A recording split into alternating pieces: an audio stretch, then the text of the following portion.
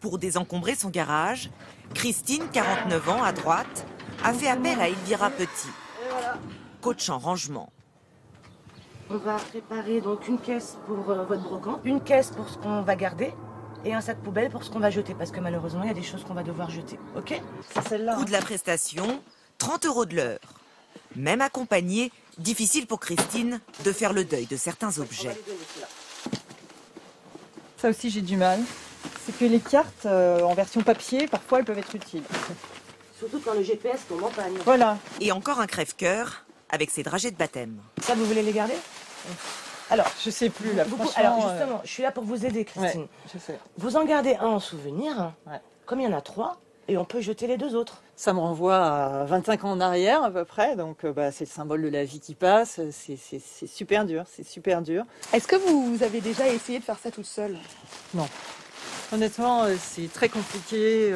J'ai pas suffisamment de temps. Et puis, c'est pas un exercice que j'affectionne particulièrement. Donc, le faire à deux, franchement, c'est plus sympa.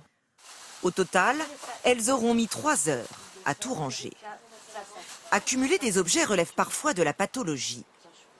Après des semaines, cette femme a accepté de nous ouvrir sa porte à condition de rester anonyme. On est dans la salle à manger.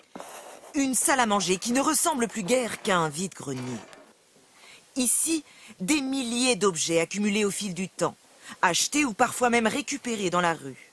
Poupées en porcelaine, Minitel ou encore bouteilles vides. Voilà, attendez, pardon.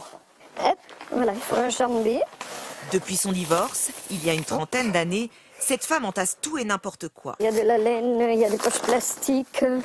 Elle est atteinte de stylogomanie, un trouble de l'accumulation compulsive. Comment vous faites pour retrouver des choses ici? Je les cherche même pas. Il y en a, je sais que j'en ai, mais il m'arrive de reacheter parce que je sais que c'est pas la peine que je cherche, je ne trouverai pas. Chez elle, des moules à pâtisserie encore emballés.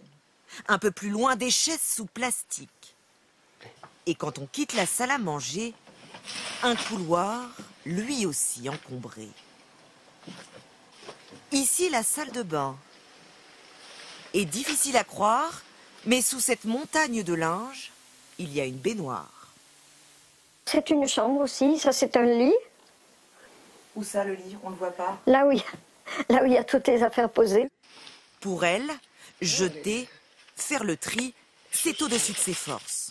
Ben, quand je jette, c'est un peu moi, si vous voulez qu'on jette. Vous avez l'impression de vous tuer quand vous jetez? De me dépouiller, oui. C'est vraiment une putain de maladie.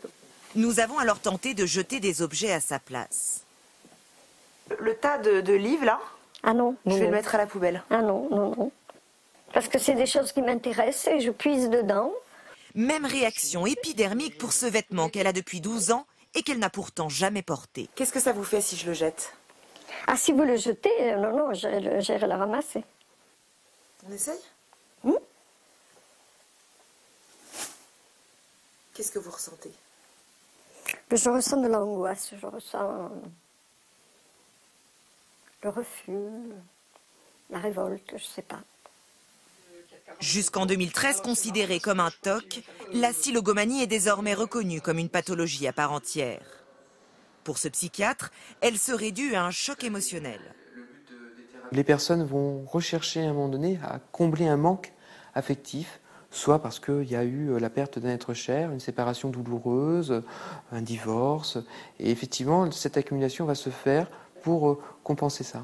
Au fur et à mesure où le temps avance, la personne s'isole encore plus, va pouvoir même se déprimer, et puis elle s'isole parce qu'elle ne veut pas que les gens viennent chez elle, et qu'elle voit ces cartons entassés partout, ce désordre qui peut régner.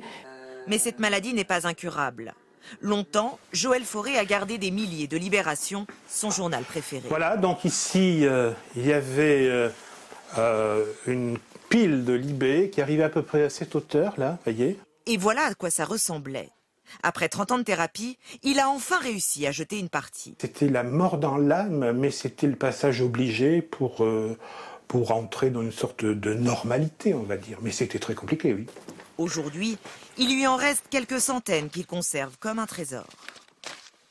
Ça, c'est François Sagan, extraordinaire. Faut pas le jeter, ça, quand même.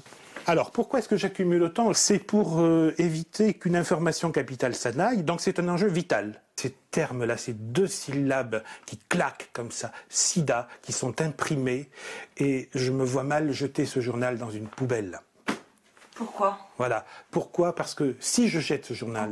En quoi c'est important le sida? En quoi c'est cette important? information. Si je jette ce sida, je vais jeter peut-être ma vie, c'est ma vie qui va être jetée. Dans la population, il y aurait au total 2 à 5% d'accumulateurs.